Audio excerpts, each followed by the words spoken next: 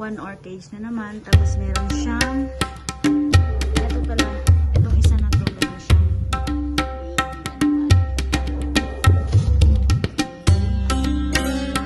tapos ito meron ako French rose.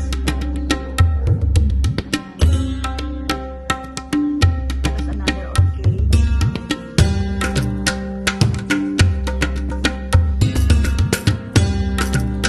Tapos meron akong money plants. Tapos ang washing. Ang namamatay na. Hindi naman. Nag-dry lang sila. Luternate. Luternate. So ito nila. Yung bulaklak na kanin. Ilalagay sa tea. Luternate po ang tawag dito. Luternate. Wala kasi siyang bulaklak na yun. Then meron din ako dito. Nakakitalan. 2 years na siya.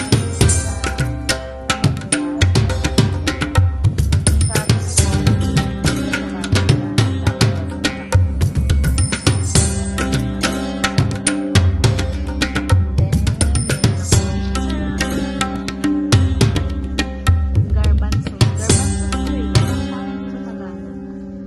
Basta alam kong garbanzos to eh. Diba?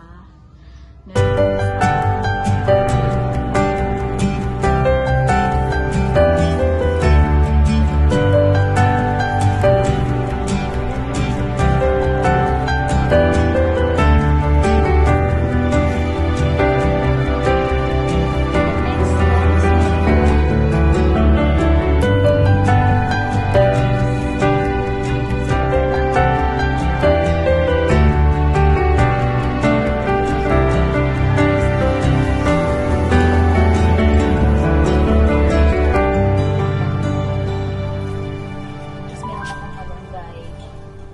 Etong mga malunggay na to is sinadya akong patutuin kasi papamigay ko sa mga kapwa ko. Pinoy dito sa Malaysia na gusto nilang magtanim. And then another malunggay. And then ito pangkasal.